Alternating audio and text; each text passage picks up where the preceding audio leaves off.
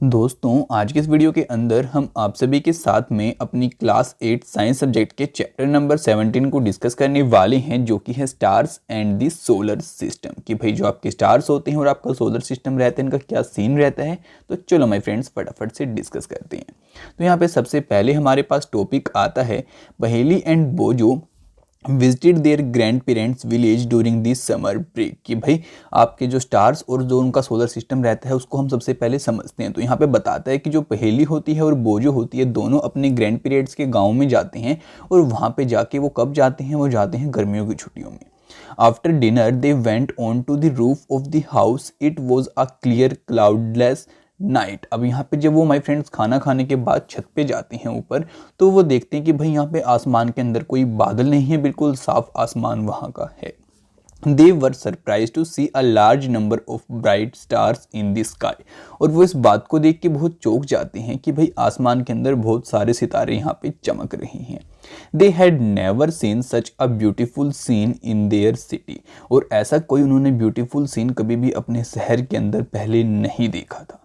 तो बाकी चलो माय फ्रेंड्स, उसके बाद आगे बताते हैं कि इन दोनों ने यहाँ पे क्या क्या एंजॉय किया। फिर बताते हैं पहेली wandered why the village sky was so different from the night in big city. कि भाई जो आपके गांव का आसमान है रात का, वो ऐसा क्यों है जबकि आपके शहरों में हमें बहुत कम सितारे देखने को मिलते हैं।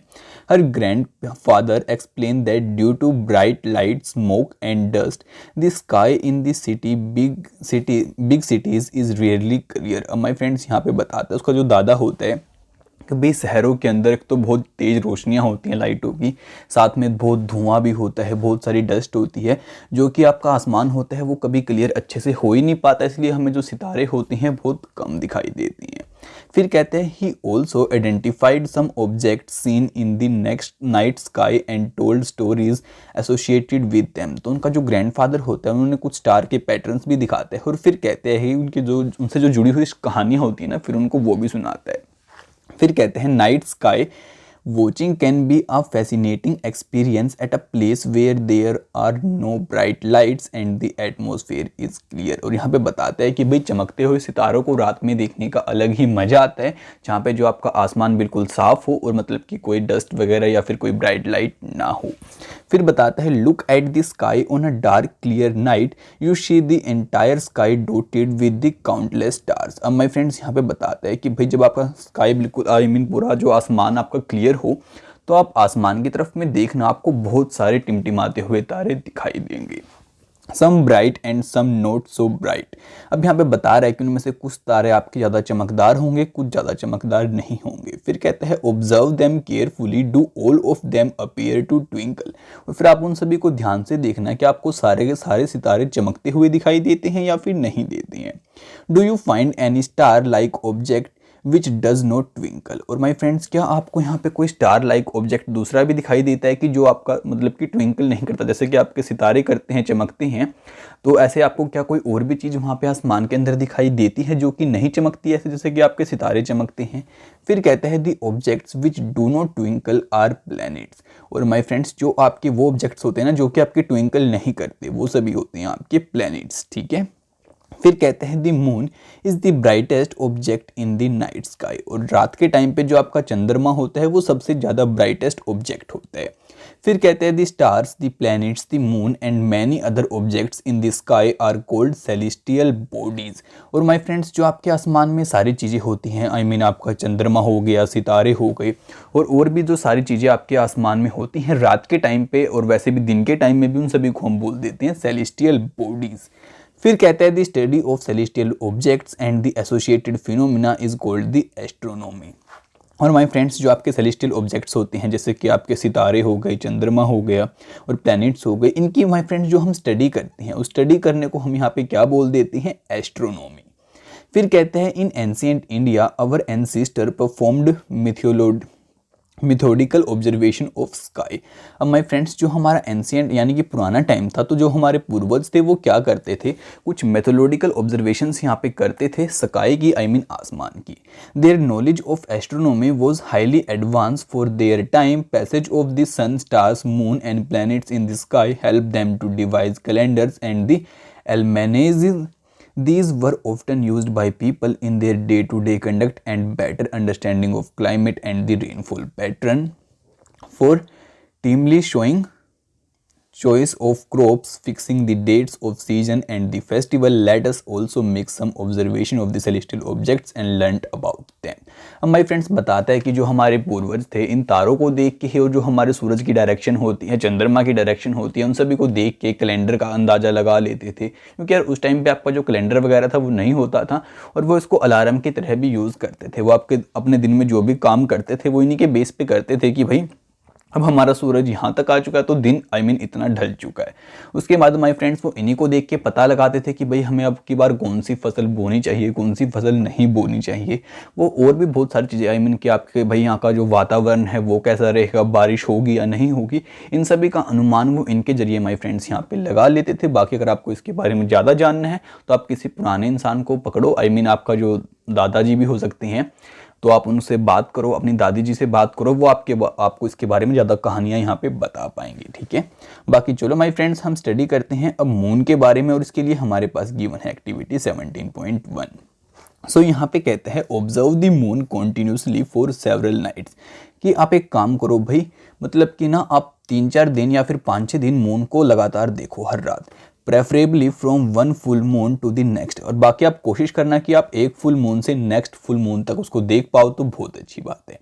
Make a sketch of the moon every night in your notebook and note the day from the day of the full moon. अब माय फ्रेंड्स फिर कहते हैं कि आप एक काम करना, अपनी जो नोटबुक लेना उसके अंदर डेली स्केच बनाना कि भाई आज आपको चंद्रमा कैसा दिखाई दिया, आज कैसा दिखाई दिया, और ये आपको तब तक करना जब तक कि आपका दूसरा पूरा चांद यहाँ पे नहीं आ जाता। फिर कहता है also note every day the part of the sky east और west in which the moon is seen. और आपको ये भी लिखना है कि आपको डेली मून कहाँ पे दिखाई देता है, ईस्ट डायरेक्शन में या फिर वेस्ट डायरेक्शन में। फिर कहते हैं in there a change in the shape of the moon every day, क्या आपको यहाँ पे डेली के डेली मून की जो शेप होती है उसके अंदर कोई चेंज यहाँ पे दिखाई देता है या फिर नहीं देता है। Are there days when the shape of the moon appears to be perfectly round, Are there days when the moon cannot be seen at all even if the sky is clear? और my friends क्या बीच में कोई ऐसा भी दिन आता है जब आपके जो मून की शेप है वो चेंज हो जाती है? क्या कोई ऐसा दिन भी आता है जब जो आपका चांद है बिल्कुल ही नहीं दिखाई देता आपको? फिर कहते हैं the day on which the whole disc of the moon is visible is known as the full moon day. और माय फ्रेंड्स जो आपका वो दिन होता है ना जब आपको पूरा का पूरा चांद गोल दिखाई देता है, तो उस दिन को हम यहाँ पे बोल देते हैं फुल मून डे। फिर कहते हैं thereafter every night the size of the bright part of the moon appears to became thinner and thinner on the 15th day the moon is not visible, this day is known as the new moon day. My friends यहाँ पे बताता है इसके बाद जो आपका चांद का साइज है वो घटता चला जाता है, घटता जाता है, घटता जाता है, और 15 दिन के बाद क्या होता है, एक ऐसा दिन आता है कि आपका चांद हमें दिखाई ही नहीं देता। तो माय फ्रेंड्स उस दिन को हम बोल देते हैं कि भाई ये हमारा न्यू मून डे है। फिर कहते हैं the next day only a small portion of the moon appear in the sky, this is known as the crescent moon। अब माय फ्रेंड्स यहाँ पे आप सभी को बताता है कि भाई उसके अगले दिन क्या होता है, न्यू मून डे के बाद आपका चांद हमें थोड़ा सा दिखाई देता है, तो उसको हम यहाँ पे crescent moon बोलते हैं। फिर कहते हैं then again the moon grows larger every day on the 15th day once again we get a full view of the moon. अब यहाँ पे माय फ्रेंड्स आप सभी को बताते हैं कि भाई फिर क्या होता है, दोबारा से 15 दिन के बाद आपको एक पूरा चांद यहाँ पे दिखाई देता है। फिर कहते हैं the various shapes of the bright part of the moon as seen during a month are called phase of the moon. अब माय फ्रेंड्स यहाँ पे बता रहा है कि भाई जो हमें अलग अलग टाइप का आपका मून दिखाई देता है डेली, तो इसको हम यहाँ पे बोलते हैं फेसेस ऑफ मून। फिर कहते हैं phases of the moon play an important role in our social life, almost all festival in India are celebrate according to the phases of the moon. अब माय फ्रेंड्स यहाँ पे बताते हैं कि भाई ये जो आपके मून के फेस होते हैं हमारे जिंदगी के अंदर बहुत इंपॉर्टेंट रोल प्ले करते हैं, क्योंकि हमारे इंडिया के अंदर हर एक त्यौहार मून को देखते हुए ही मनाया जाता है। For example Diwali is celebrated on the new moon day. अगर आपको एग्जाम्पल के लिए हम बताएं तो जो आपकी दिवाली है वो न्यू मून डे वाले दिन मनाई जाती है। फिर बताते हैं Buddha Purnima and the Guru Nanak birthday are celebrated on the full moon day. आपके जो बुद्ध की पूर्णिमा होती है और जो गुरु नानक का बर्थडे है माय फ्रेंड्स, वो दोनों फुल मून डे वाले दिन मनाए जाते हैं। फिर कहते हैं Mahashivratri is celebrated on the 13th night of the warning moon. और जो आपकी महाशिवरात्रि है माय फ्रेंड्स वो 13th नाइट को मनाई जाती है आपके वैनिंग मून की। Eid ul Fitr is observed on the day following the sighting of crescent moon. अब माय फ्रेंड्स यहाँ पे बताते हैं कि जो आपका ईद उल फितर है उसको अगर हम आपको ऑब्जर्व करके बताएं तो वो आपका क्रेसेंट मून वाले दिन मनाया जाता है। फिर बताते हैं the time period between the one full moon to the next full moon is slightly longer than 29 days in many calendars, this period is called a month. हम माय फ्रेंड्स यहाँ पे बताते हैं कि भाई जो आपका एक फुल मून से दूसरे फुल मून तक का टाइम होता है वो 29 डेज से ज़्यादा रहता है, इसलिए कुछ कैलेंडर्स में तो इसको हम एक महीना भी मान लेते हैं। फिर बताता है why does the moon change its shape every day. तो जो आपका चांद है वो डेली के डेली अपनी शेप को क्यों चेंज करता है। तो देखो माय फ्रेंड्स, जैसे यहाँ पे पहेली लिख रही है ऐसे ही कुछ आपको भी बनाना है कि आज चांद कैसे दिखाई दे रहा है, उसको अपनी नोटबुक में बना लीजिए। फिर यहाँ पे बताता है आप सभी को let us try to understand why phases of the moon occur. तो चलो माय फ्रेंड्स, हम इस बात को समझने की और जानने की कोशिश करते हैं कि जो आपका चांद है उसके जो फेसेस हैं वो कैसे यहाँ पे दिखाई देती हैं। You have studied in chapter 16 that the moon does not produce its own light where the sun and the other stars do. अब यहाँ पे कहते हैं कि भाई हम इस बात को तो पहले ही स्टडी कर चुके हैं कि जो आपका चांद है वो अपनी खुद की रोशनी प्रोड्यूस नहीं करता, जबकि जो सितारे होते हैं और आपका जो सूरज रहता है वो कर लेती हैं। We see the moon because the sunlight falling on its gets reflected toward us. हमें चांद क्यों दिखाई देता है माय फ्रेंड्स, क्योंकि उसके ऊपर क्या होती है, जो आपका सूरज होता है उसकी रोशनी गिरती है, फिर वो उसको रिफ्लेक्ट करके हमारे तक पहुंचा देता है। फिर कहते हैं we therefore see only that part of the moon from which the light of the sun is reflected toward us. अब यहाँ पे बताता है इसलिए जो आपका चांद की शेप होती है वो इसलिए चेंज होती है क्योंकि माय फ्रेंड्स हमें वही पार्ट दिखाई देता है जिसके ऊपर सूरज की रोशनी पड़ती है और वही रिफ्लेक्ट होकर हमारे पास यहाँ पे पहुँच पाता है। तो ये देखो माय फ्रेंड्स, कुछ ऐसा आपका सिनेरियो यहाँ पे रहता है। ठीक है, अब ये हमारी अर्थ है, यहाँ पे रात हो रखी है, अब आपका ये चांद है, इसके ऊपर यहाँ पे रोशनी आई तो इतने पार्ट पे रोशनी टकराई तो यार कहाँ पे आएगी, डार्क पार्ट में, इतना ही हमें दिखाई देगा यहाँ पे। तो यही कुछ सीन माय फ्रेंड्स आपका रहता है। बाकी चलो यार, अब हम स्टडी करते हैं हमारी एक्टिविटी 17.2 को। तो यहाँ पे कहता है take a big ball or a picture paint half of in white and half black. कि भाई आप एक कोई बॉल लो, उसको आधी काले रंग से आप रंग दो, आधी को वाइट रंग से रंग दो।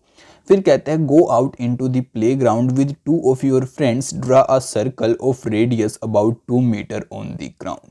फिर आप एक काम करो, अपने फ्रेंड्स के साथ बाहर जाओ और ग्राउंड में जिसकी 2 मीटर रेडियस हो कुछ ऐसा सर्कल बनाओ।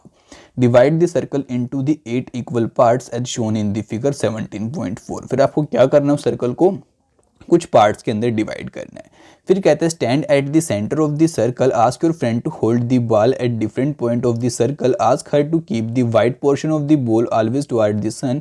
If you are performing this activity in the morning then the white portion of the ball should be kept toward the east. In this activity is being performed in the afternoon then the white portion of the ball should be kept toward the west. In each case the line divide the white and the black portion is kept vertical। अब my friends देखो, कुछ इस तरीके से आप सभी को यहाँ पे बताता है कि भाई आपको क्या करना है, ग्राउंड के ऊपर ऐसे अपना एक सर्कल ड्रॉ करना है।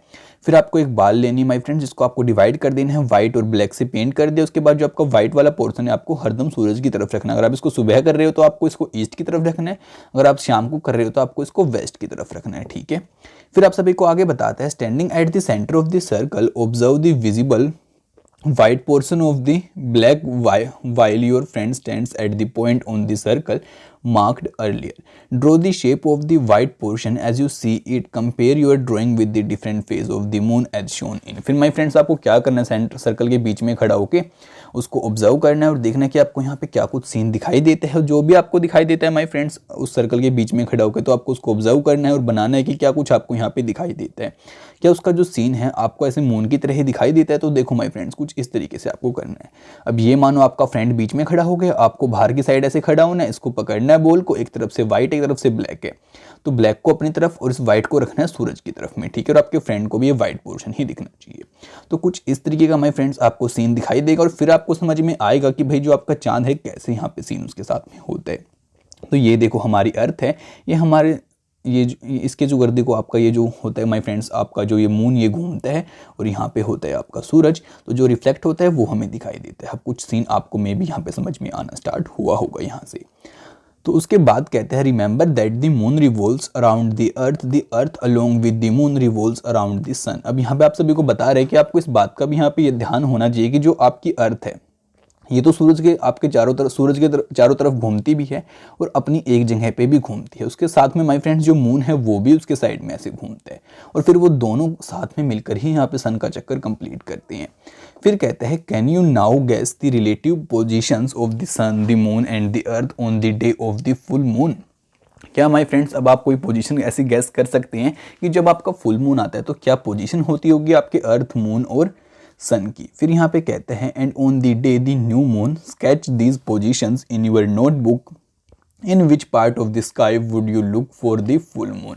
और माय फ्रेंड्स फिर आप इनको स्केच भी बना सकते हो अपनी नोटबुक के ऊपर और फिर आपको समझ में आएंगी सारी बातें कि भाई जो कैसे आपका मून होता है हमें आधा पूरा कैसे दिखाई देता है। फिर कहते हैं the size of the illuminated part of the moon visible from the earth increase each day after the new moon day. After the full moon day the sunlight part of the moon visible from the earth decreases in size every day. I have heard that we never see the black side of the moon from the earth. Is it true? हमारे friends कुछ बच्चों ने question भी सुना होगा कि भाई जो मून की ब्लैक साइड होती है हमें कभी भी अर्थ से दिखाई नहीं देती, क्या ये बात सच है?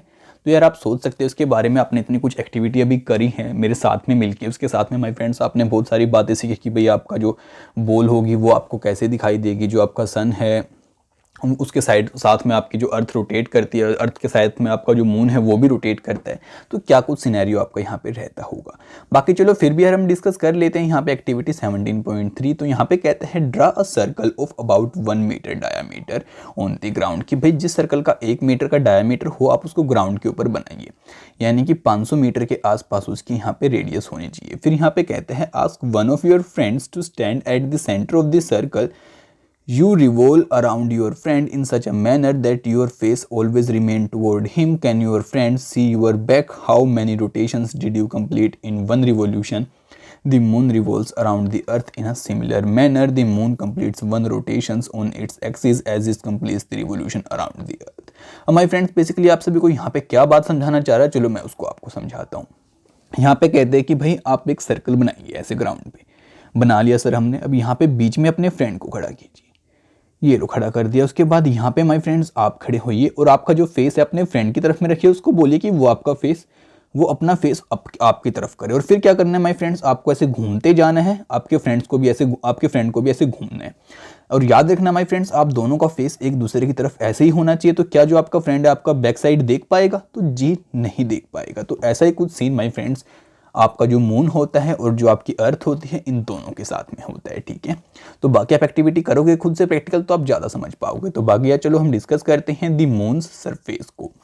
सो यहाँ पे कहते हैं the moon is a fascinating object for protects and the story tellers. अब माय फ्रेंड्स यहाँ पे बता रहा है कि जो आपका चंद्रमा है एक बहुत अच्छा ऑब्जेक्ट है, यहाँ पे इसके ऊपर बहुत सारी कहानियाँ भी बनाई गई हैं।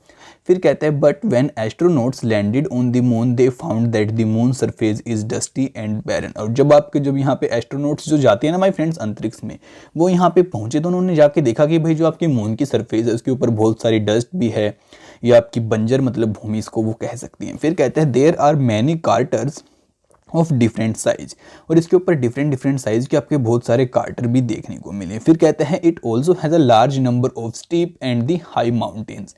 इसके ऊपर माय फ्रेंड्स बहुत ऊंचे पहाड़ भी उन लोगों को देखने को मिले। फिर कहते हैं some of these are as high as the highest mountain on the earth. कुछ तो माय फ्रेंड्स इतने ऊंचे थे कि जितने हमारी अर्थ के ऊपर बहुत हाईएस्ट माउंटेन है इतने ऊंचे। फिर कहते हैं दी मून हैज़ नो एटमॉस्फेयर, और जो आपका चंद्रमा है इसके ऊपर कोई एटमॉस्फेयर भी नहीं होता। इट हैज़ नो वाटर, ना ही इसके ऊपर पानी होता है। Can any life exist on the moon, तो क्या जो आपका चंद्रमा है इसके ऊपर कोई लाइफ एग्जिस्ट कर सकती है या फिर नहीं कर सकती है। फिर कहते हैं can we hear any sound on the moon, क्या हमें चंद्रमा के ऊपर कोई साउंड सुनाई देगी? तो आप सभी के माइंड में भी ऐसे बहुत सारे क्वेश्चन आ रहे होंगे। फिर कहते हैं we learn in chapter 13 that sound cannot travel when there is no medium, then how can we hear any sound on the moon। फिर यहाँ पे कहते हैं कि भाई हमने चैप्टर 13 के अंदर इस बात को स्टडी तो किया था कि भाई बिगैर मीडियम के जो आपकी साउंड है वो ट्रैवल नहीं करती। तो अगर आपकी साउंड बिगैर मीडियम के ट्रैवल ही नहीं करती तो वो आपकी आखिरकार चांद पे कैसे यहाँ पे एग्जिस्ट कर सकती है। फिर यहाँ पे बताता है डिड यू नो के अंदर exact on July 21, 1969 the American astronaut Neil Armstrong landed on the moon for the first time, कि भाई आपके जुलाई 1969 को 21 जुलाई को आपका एक नील आर्मस्ट्रॉन्ग नाम का एक एस्ट्रोनॉट चांद के ऊपर पहली बार लैंड किया था। फिर कहते हैं he was followed by the Edwin Aldrin. उसके बाद माय फ्रेंड्स जो सेकंड पर्सन था वो था आपका एडवर्ड एल्ड्रिन। ठीक है, तो चलो माय फ्रेंड्स इसी के साथ हम आगे बढ़ते हैं और अब हमारा नेक्स्ट टॉपिक आता है दी स्टार्स। अब यार हम जानेंगे तारों के बारे में, तो एक काम करते हैं माय फ्रेंड्स, इसको हमारे सेकंड पार्ट में इंक्लूड करेंगे वीडियो के। आज के पार्ट के अंदर आप इतना ही समझिए, अगर आपको कुछ बातें समझ में नहीं आई है तो आप वीडियो को रिवाइंड कर सकते हैं, दोबारा से स्टडी कर सकते हैं, आपको ज़्यादा हेल्प होगी और हम सभी बातों को समझते हुए ही आगे चलेंगे। ठीक है, तो माय फ्रेंड्स यार आज के इस पार्ट को यहीं पे एंड करते हैं। अगर आप सभी को वीडियो अच्छी लगी तो इसको लाइक जरूर से कर देना और अपने फ्रेंड्स के साथ में शेयर करना तो बिल्कुल भी मत भूलना है, जिससे कि उनकी भी हेल्प हो पाए और वो भी घर बैठे बैठे स्टडी कर पाए और नॉलेज को गेन कर पाए। ठीक है, तो आपसे मिलते हैं अगली वीडियो में।